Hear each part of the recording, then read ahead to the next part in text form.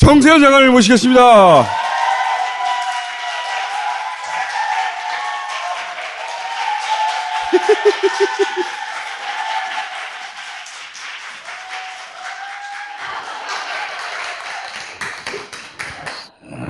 장관님, 이태리 가족입니까? 예. 예. 뉴스공장 오랜만에 나오셨는데, 날 보자마자, 금딱지가 뭐야?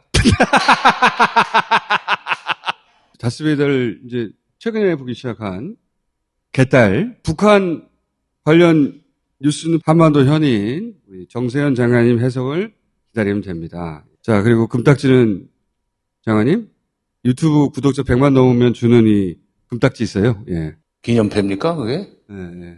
그럼 돈으로 환산하면 얼마요? 돈을 주진 않습니다. 어? 좀 나눠줘. 좀 나눠줘. 자, 오늘 모신 이유는 뭐냐면, 북한 김여정 부부장이 남조선엔 총포탄 안 쏜다. 그런데 선제 타격? 그럼 핵을 쓸 거야. 그리고 나서 우린 핵 보유국이니까. 요렇게 얘기를 했어요. 그래서 이제 장관님한테 바로 연락을 줬지. 북한은 북한식 화법이 있으니까. 북한이 지난 24일 미사일 발사를 하니까 4시간 후에 우리 군에서 5발의 미사일을 발사를 했습니다. 지대지 미사일, 함대지 미사일, 공대지 미사일 등등 5발을 쏘아댔어요.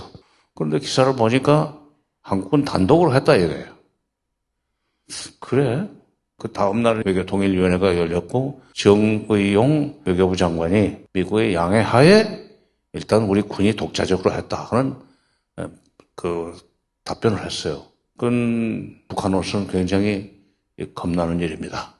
북한이 왜 겁납니까? 그동안에는 북한이 남쪽을 상대로 해서 미국의 허락이 떨어지기 전에는 군사행동 못한다는 꼭 확실한 믿음을 가지고 있었어요. 1983년 10월 9일 전두환 대통령 시절에 버마 랑군에 있는 아웅산 국립묘지 묘소에 이제 참배를 하러 갔는데 그때 당시에 외교사절이 17명이 이제 수행을 해가지고 먼저 도열을 하고 있었고 당시 미얀마 대사가 윤석열도 아닌데 늦게 왔어요.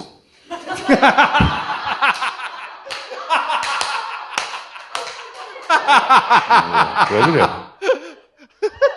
그 사람이 우연히도 전두환 대통령만큼 머리가 벗어져 있었어요. 그러니까 드디어 이제 전두환이 왔구나 하고 눌러버린 겁니다. 그리고 바로 북한 소외라는 것이 역력하게 드러났어요. 그때 적어도 원산 정도 상륙작전에서 본때를 보여주겠다 했는데 그게 또 제2의 한국전쟁으로 번진다. 전시작전 통제권이 그렇게 한국군의 독자적인 행동을 통제하고 있습니다. 번번이 말렸어요. 근데 이번에는 놔줬단 말이야. 이게 지금 미국이 우크라이나 문제 때문에 정신이 지금 딴 데가 있어요. 그러면 전선이 2개가 생기니까 우크라이나 쪽하고 이쪽 서로 양해가 되지 않았겠는가. 미국 입장에서는 우리는 못하니 니네가 알아서 챙겨라. 그런데 북한의 입장에서 보자는 그렇지. 그러니까 북한의 입장에서 볼 때는 겁나는 거죠. 자기 군대에 대한 작전 지휘권을 주둔군 사령관한테 맡겨 있는 나라는 이 지구상에서 딱 하나입니다. 대한민국입니다. 이상한 나라예요. 그걸 동맹이라고 생각해요. 남북대화하는 과정에서 우리가 군사 문제를 꺼내고 그러면 아주 기분 나쁘게 놀려요. 그럼 당신네 결정권이 있어? 응? 그럼 지금 미국한테 물어보고 와서 얘기하는 건가? 아니면 혼자 생각인가? 자존심 무지하게 상하죠. 1950년 7월 14일 날 이승만 대통령이 우리 군에 대한 작전지휘권을 주한미군 사령관한테 넘기지 않고 우리 군이 그대로 가지고 있었더라면 북한이 남쪽을 상대로 해서 군사적인 행동 함부로 못합니다. 노무현 정부 때도 그랬고 문재인 정부 내내 작전 지휘권을 받아오려고 열심히 노력했죠. 노무현 정부 때 정권 초부터 부지런히 미국을 설득을 해가지고 작전 지휘권을 찾아오기로 했어요. 준비 기간이 필요하다는 이유로 해서 2007년 여름에 합의를 했는데 2012년 4월 17일 날 돌려준다. 4.17이라는 숫자는 작전 지휘권이 미국한테 넘어갔던 7.14를 뒤집어 놓은 숫자입니다. 좀 재밌지?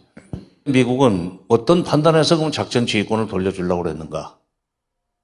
한국군이 능히 혼자서 북한을 대응할 수 있다. 한국이 지금 세계 6번째 군사대국이 돼버렸습니다. 특히 문재인 정부 들어서 가지고 남북대화를 한쪽에서 하면서도 군사력을 꾸준히 증가했죠. 북한은 28등. 지금부터 15년 전이지만 미국 생각에는 돌려줘도 혼자서 북한은 얼마든지 감당할 수 있다. 주한미군은 그대로 있되 중동 지역이라든지 인도양 지역에서 무슨 군사적 분쟁이 있을 때 출장도 나갈 수 있도록 하려면은 주한미군 사령관이 나가 있는 동안에는 그 지휘가 안 되잖아요. 이거를 이 이명박 정부에서 너무 이르다. 2015년 12월 31일 날 찾아오는 걸로 해라.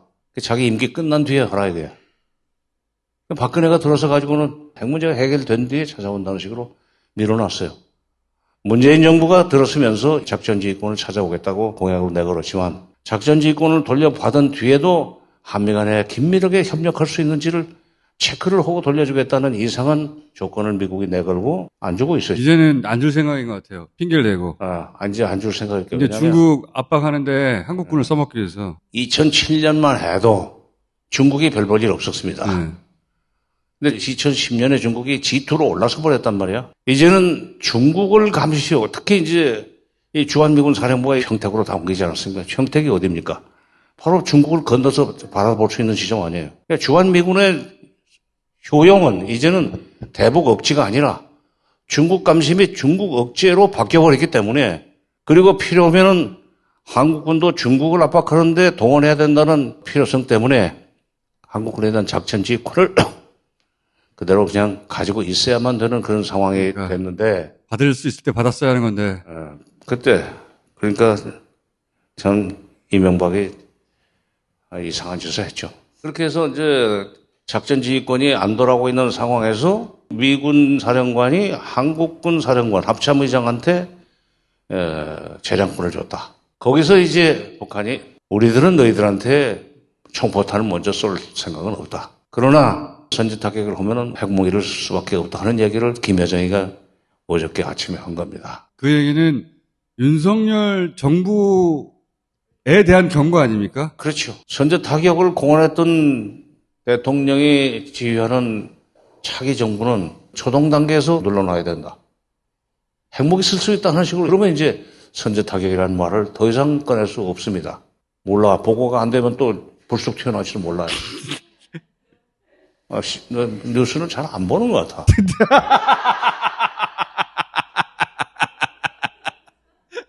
이제 본론으로 들어갑시다. 지금. 북한이 왜 핵 보유국이라는 것을 강조하고 나섰는가? 그게 주목을 해야 돼요. 미국이 북한의 핵 문제를 해결하기 위해서 내놓았던 목표가 있습니다. 완전하고 검증 가능하고 불가역적인 비핵화. CVID, Complete, Verifiable, Irreversible Denuclearization. 이 CVID를 해야 된다고 압박을 해왔었는데 북한은 대가만 쳐주면은 왜 우리가 핵을 가지려고 했느냐 대가가 뭐냐면 수교해달라. 그리고 군사적으로 미국이 북한을 치지 않겠다는 약속인 평화협정을 체결해달라. 그거예요. 수교해주고 평화협정만 체결하면은 ICBM도 다 줄 테니까 하는 식으로 얘기를 해왔었는데 이번에 우크라이나 사태를 보면서 우크라이나는 사실은 1991년 그때 소련이 붕괴되고 소련이 철군을 하면서 우크라이나 쪽에 내 기억에 그때 핵폭탄이 한 150개? 그리고 그 ICBM급 미사일이 한 1700대? 있었대요. 그냥 놓고 간 거야. 그래서 이제 미국이 그걸 걱정을 해가지고 러시아를 이제 설득을 했어요. 돈은 우리가 줄 테니까 미국이. 그 대신 핵폭탄과 미사일을 너희들이 반출해 가지고 와서 해체해라. 그런데 그로부터 30년이 지난 시점에 젤렌스키가 난데없이 나토에 가입하겠다고 그러니까 이제 푸틴이 놀래가지고 우크라이나 한번 쳐보세요. 러시아의 아주 핵심 통로입니다. 그러니까 흑해를 거쳐서 지중해로 통하는 아주 정말 중요한 요충지예요. 나토에 가입을 해버리면은 미군의 무기들이 우크라이나까지 들어온다는 얘기입니다. 내가 지도를 놓고 계산해보니까 우크라이나의 소유인 키예프, 지금 또 키이우라고 그러던데 키이우에서 모스크바까지가 파리에서 베를린 정도밖에 안 돼요. 그러면 러시아로는 굉장히 겁나는 거예요. 진짜 인중에 비수가 꽂히는 셈이 되는 거예요. 그러니까 지금 군사적 공격을 시작하고 필요하면은 핵무기도 쓰겠다 하는 식으로 지금 겁을 주고 있죠. 바로 그 대목에서 북한은 비핵화 의지는 없어졌다고 생각합니다. 러시아 바로 옆에 우크라이나가 붙어있듯이 중국 바로 옆에 북한이 붙어있다는 사실 때문에도 북한은 중국을 의식을 해야 돼요. 그리고 마침 이제 바이든 정부가 들어섰는데 바이든은 오바마 때 그 전략적 인내를 정책이라고 채택하고 있었던 그 시기에 부통령 했던 사람입니다. 여러분은 오바마 대통령 인상, 좋은 인상 가지고 계시죠? 말도 아주 잘하잖아요. 근데 오바마 대통령 임기 8년 동안에 북한이 핵실험을 4번 했습니다. 핵실험을 4번이나 하게 만든 그 오바마 정부의 대북 정책은 전략적 인내예요. 전략적 인내가 얼마나 웃기는 정책인가 하면은 북한이 핵을 포기할 때까지 우리는 인내심을 가지고 기다리겠다. 그게 뭐 정책이야, 그래. 아무것도 안 한다는 거죠. 아무것도. 그러니까 그 시기에 부통령을 했던 사람이기 때문에 계속 아무 의미 없이 조건 없는 대화에 나오라는 얘기만 하고 그러는데 남한의 정부가 윤석열 정부가 되었단 말이에요. 근데 이 사람이 유난히 한미동맹을 강조하는 것을 보면서 이걸 역용하자. 이게 북한의 생각이에요. 그러니까. 한미동맹을 재건한다는 표현을 썼어요. 근데 한미동맹 깨진 적은 없어요. 재건이란 건 파괴된 뒤에 재건하는 건데 한미동맹에 목숨을 거는 정권이라면 한국은 미국이 하라는 대로 한다. 그 점에 착안했을 거예요. 그리고 또 한일 간의 군사정보 공유협정도 재가동하겠다. 심지어 자유대 한반도 상륙까지도 지금 뭐 어떤 점에서는 가능하다는 얘기를 하지 않았었어요. 네. 토론 중에. 그건 실수는 아니에요. 인수위에 지금 그런 사람이 들어가 지금 인수위에 그런 생각을 가지고 있는 사람들이 들어가 있어요. 그러니까 미국이 시키는 대로 하는 정권이 앞으로 5년 동안 간다고 하면은 이걸 호기로 이용해서 미국과 핵협상을 벌이자. 그러기 위해서는 핵실험도 다시 시작해야 된다. 핵실험을 해가지고 주목을 끌고 그렇죠. 우리는 핵 보유국이니까 핵 보유국끼리 북한과 미국이 직접 얘기하고 한국은 거기에 따르면 되겠네. 동쪽에 풍계리 함경북도에 있는 핵실험장은 좀 개보수를 하고 있고, 내가 오늘 중에 들은 정보인데 원래 파괴가 됐던 상호 갱도를 복구하려고 하다 보니까 3개월이 걸린다는 계산이 나왔대요. 옆으로 뚫어라. 2달이면 된대요. 3월 6일 날 그 공사가 시작된 것이 지금 감지가 됐기 때문에 2달이면 5월 6일입니다. 5월 10일 날 쏠까? 9일 날 쏠까? 방탄은 죽어도 안 들어가겠다고 그러니까 북한이 그동안에 미국까지 날아가는 그 미사일 같은 걸 쏠 때 보면은 7월 4일 미국 독립기념일 뭐 이런 걸 택해가지고 때려요. 그냥 아무렇게나 태기를 하잖아요. 거기는 무슨 뭐 건진법사가 없기 때문에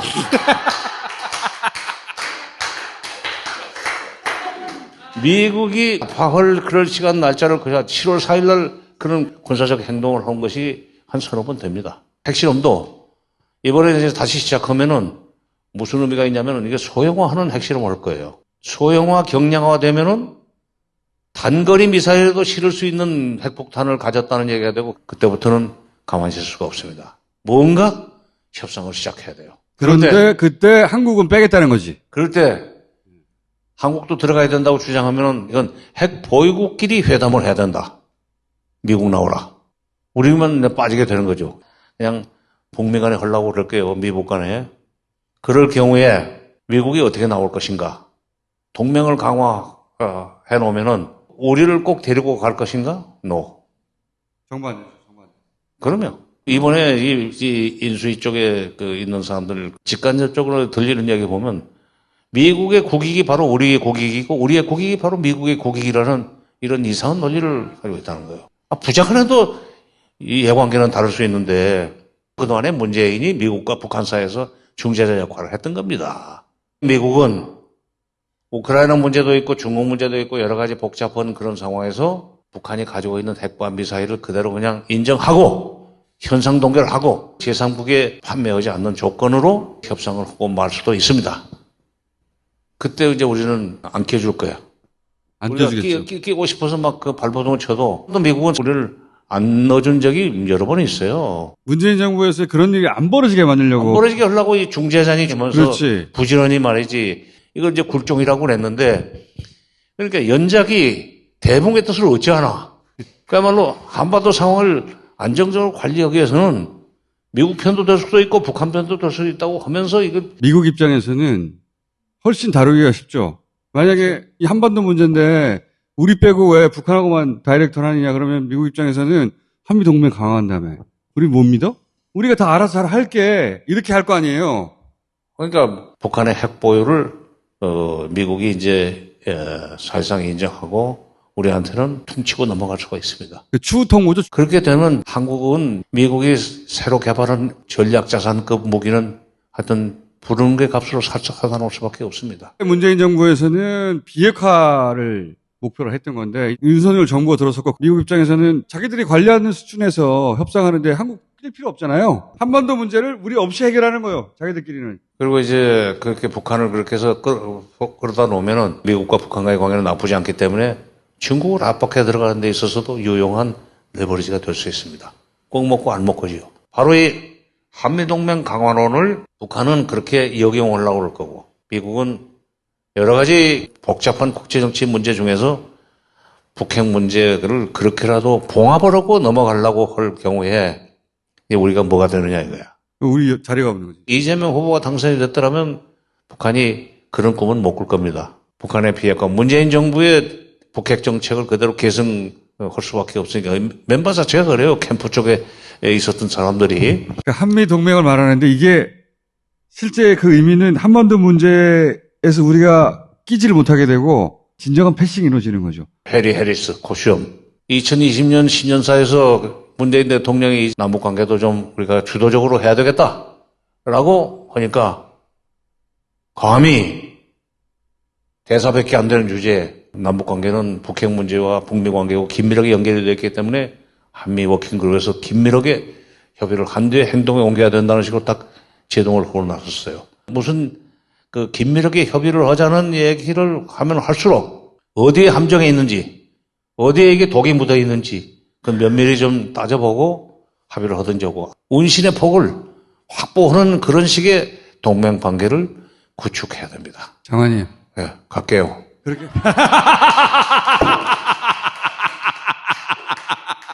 그렇게 할 수 있는 세계관을 가진 사람들이 아니잖아요, 근데. 글쎄. 이것이 국민 여론이 되도록 하면 좋고, 뭐, 금딱지도 받았는데, 이것을 좀 더 많이 보급을 시키는 그런 노력을 좀 하세요. 노력을 하세요.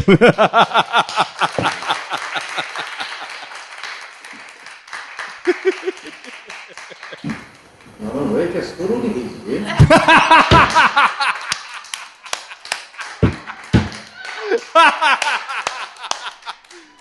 그러시죠.